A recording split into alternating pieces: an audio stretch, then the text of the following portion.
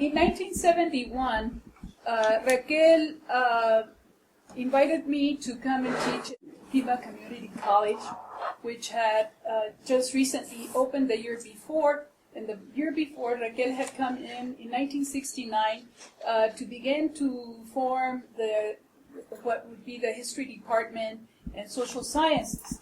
So she asked me to come and teach, and she went to look for me at the University of Arizona.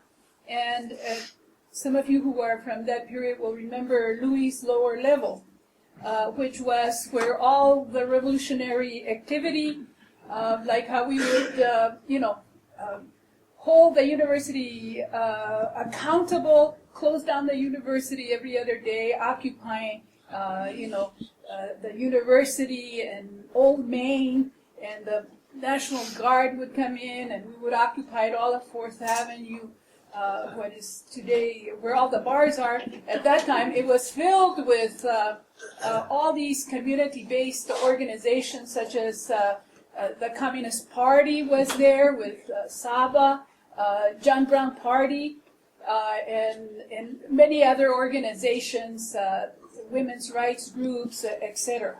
Right? And so it was in that period, out of that, where my formation as a Chicana activist had come out of the Chicano House from beginning in the late 1960s, that we began to work toward establishing Chicano studies. It was during the first very important walkouts that occurred out of Tucson High School, Pueblo High School, at that time, led by young people like today, right? It was in a time when we lived and were coming out of a profoundly segregated community here in Tucson. I mean, if there's segregation today, I grew up in the barrio, which is today almost non-existent because urban renewal, wiped out the barrio. I live in the peripheral area, which was near the Eloyo and Carrillo School, which are the only things that are left of the barrio. Everything is gone. Right? But I grew up there, and it was the only people who lived in the barrio were Chicanos, Mexicanos, blacks, and the Chinese.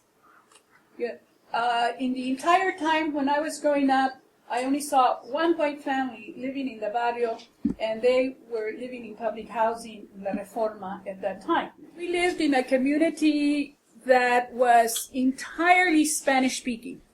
I never spoke English until I started going to school.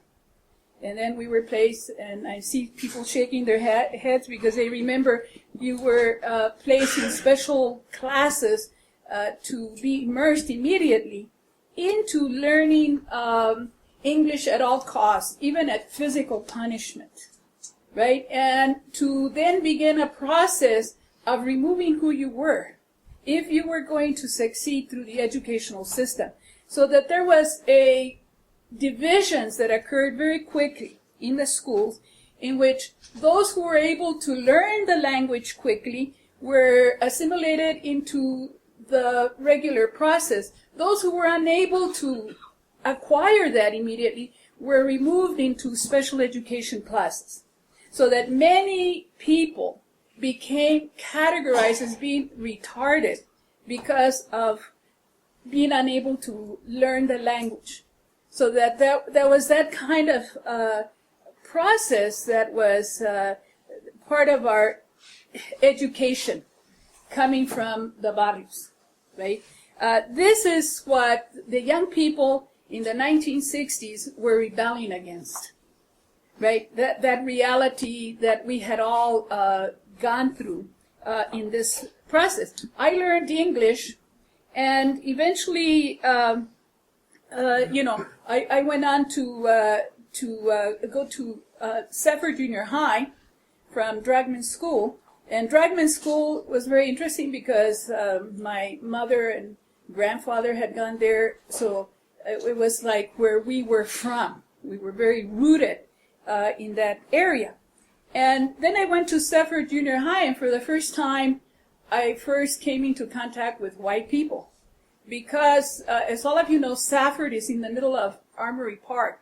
Armory Park was where the workers, the supervisors, and of the railroad companies, that's where they lived. Eventually, I also went to Tucson High, and there I became friends with Anglo kids. But it was very interesting. By the period where I was in the late 50s and to the early 1960s, you interacted at school, but you didn't socialize. The moment that you left school, Anglos went that way and we went this way. And even though we were close friends at school, but we did not interact with each other. We didn't go to each other's houses. You know, it was just very strictly, carried out. And so that was then the realities out of which, as I mentioned, those young kids, were fighting. When I went to the University of Arizona in 1961, I could go months before I would see another brown face or a black face. When I first started going to the University of Arizona, housing was segregated, right? There was all kinds, and you could just see it by looking at the university, who was at the university. You were more likely to run into Latin Americans, wealthy Latin Americans going to the university than you were of, Mexicanos from Tucson or from anywhere in Arizona. Like, for example, in the experience of Raquel, being from Douglas, you would think that the most logical place for her to go to would be the University of Arizona. No. In order for her to be educated, she had to go to Mexico City to attend the university in Mexico City. That was a much more, it gave her an opportunity she could not have had here at the University of Arizona, right? Because it was assumed, as I was told in college, in high school by my counselor, you should not be taking these classes because you are not meant to go to the university. You are meant to go into vocational school. So in order for me to be able to take those academic courses, I acquiesced. I became a printer, right, through the vocational part of the high school. But at the same time, my parents, being great believers in education, insisted that I also take academic courses, and I eventually ended up at the university, right? I tell you this so that you can kind of understand out of which these struggles emerged, right? Certainly the important thing to understand also is in 1971, when I was hired by Raquel, I had majored in history. And when I went to start my master's, I talked to my advisor, who was a very prominent historian of the borderlands, as it was called then, the history of the borderlands. And he had studied with a master of borderlands history, a man by the name of Bolton, out of Berkeley. And I said, well, what I want to write my thesis for my master's is the impact of the revolution in the border among Mexican Americans. He says, Mexican American history does not exist. Okay, he said that does not exist. There is not a bibliography. There are not any documents on which this history can, be written. Right? So this energized some of us who were there to begin to search for our history. Right? And we began a systematic. This is also what the kids the young people in the high schools had done. They were told, no, it's just your imagination that so many people are being pushed out of the high schools. So they began a systematic research project in which they went through every single school year book, and they began to accumulate. These were the people whose pictures appeared as freshmen. Where do they drop out? And this was done for years. And we had the hard evidence to show Dr. Lee and 1010, the evidence, which they still denied, right? Yes, there are Mexican-American studies. There was a group of people pushing for bilingual education. It wasn't just about the language survival, because after all, the language was very vibrant in the barrios, and people spoke the Spanish, and that it should be recognized. After all, we would go if we were going to the university, or anyone who went to a university, right, had to have a required foreign language. But for us, we had to rid ourselves of our, in quotes, foreign language, and then relearn it in order to get into the university. Right? As a result of this, most of the people who eventually made it to the university ended up in what were called kind of the minority professions. You ended up being a social worker, you ended up being a teacher, and if you were going to be in the university, you ended up teaching Spanish. Right? The exclusion of blacks, the exclusion of indigenous people, the exclusion of women, the exclusion of poor whites, right? Because you had to be a property owner in the early history, in the early part.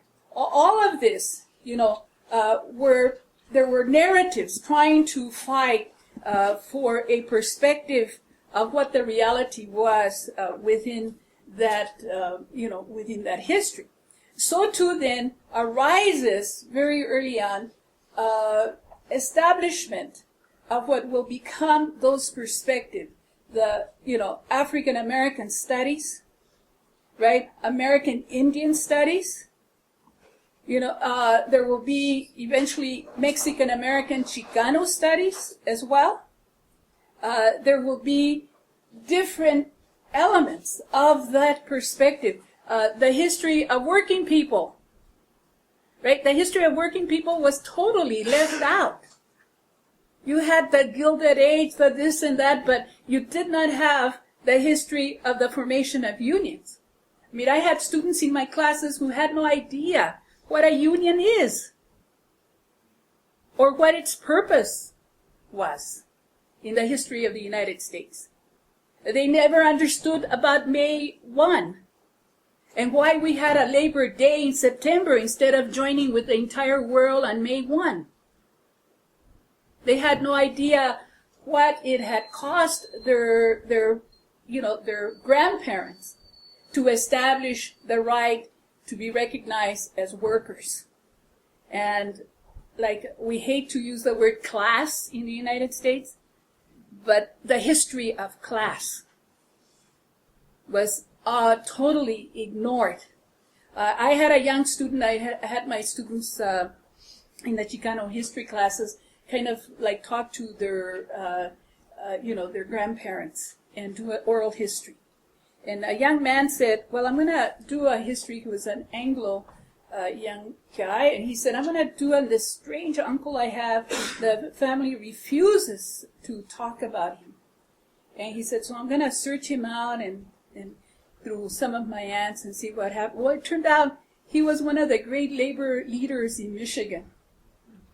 But because he had been a communist, the family had kind of X'd him out, right? And he wrote a beautiful history of that uncle. And kind of that is what Chicano studies is all about, right? It is that the importance of Chicano studies, for example, is first of all just to establish the right, like any other accumulation, a body of knowledge that exists because that production has been made and gathered. The right of a discipline to be taught wherever, whether it's in the elite schools like Harvard or, in the public universities, in the community colleges, that this body of knowledge has a right to exist like any other body of knowledge. And that there be workers prepared to produce within that body of knowledge, right? So that in itself, it has a right to exist, and it has to be part of the curricula of all higher education, secondary education, and permeate through all from K to university to PhD. That there has to be that, because it is part, whether it is learning world history, whether it's learning European history, which is required, whether it's learning U.S. history, which is required, whether it's learning whatever social science, not just history, but anthropology. And here, let's not forget that the social sciences were in Europe in the 19th century, the handmaiden. They were the way of how to justify the imperial system. It justified. These people are savages because our research shows that these are savages, therefore they should be colonized. So we have to understand, and part of this body of knowledge within Chicano studies, African American studies, and all of women's studies, sexuality, is to begin that removal of those internal contradictions that fill our body of knowledge that we are supposed to learn. Okay, so that is one very important Then there is that other very important element, that it is a perspective of analysis, of thinking, that expands, that questions, and counters the nation-state official narrative. That the state of Texas only wants the official narrative taught, right? The way Texas history is interpreted by those who dominate Texas. That official story must be the story that is going to be taught. After all, Texas, was in that narrative not part of Mexico. The people who were in the Alamo, the people who fought were liberation, soldiers. They were liberating Texas from the perniciousness of a republic that had just gained its independence from a colonial system, the Spanish, right? It was a co-republic, right? So, but now the school boards in Texas say you can only teach this part of Texas history. You cannot question this. These books have to be removed. Book removal, it has not occurred in Arizona for the first time. Book removal is everywhere in the United States to interpret what those who are in charge want to be taught. So that's another important, the perspective. And then thirdly, I would also suggest that internally, within the Mexican-American body of knowledge, that we come to understand among ourselves who we are as a people in our own world through the lens of class, of gender, of sexualities, ethnicities, and race. Because even though race does not exist in anthropological terms, race is a reality, right? So we have to look and investigate and dig deep into who we are as a people, because as Raquel said, we do not need to make ourselves a super people. Like sometimes young students of mine would come to me and say, the Aztecas were the super people. They were not patriarchal. Excuse me, what are you talking about, right? First of all, the Aztecas were an imperial power. They were defeated because many other indigenous groups hated them.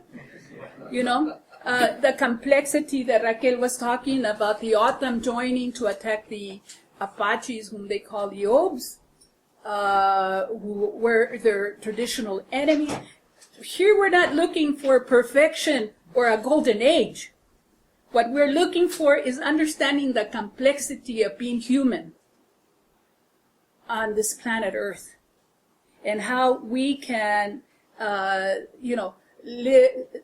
search out some degree of justice.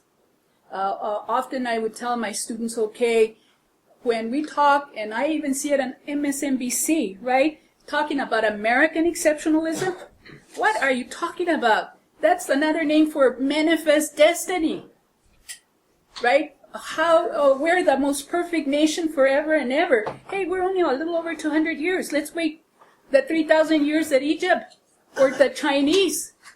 They once asked Chou Enlai, so what do you make of the French Revolution? And he said, and this was in 1950, he said, it's too soon to tell. I think we have to have a sense. And that is what Chicano Studies is about. Why then, finally, and then we can open here for questions, why then do we have to fight this battle, of Chicano Studies today? We are doing it in a greater context. It's not just simply an attack on Chicano Studies. It is an attack on the educational system. It is an attack in general. It is an attack in what is the coming reality of the United States and the world. We are in a demographics revolution.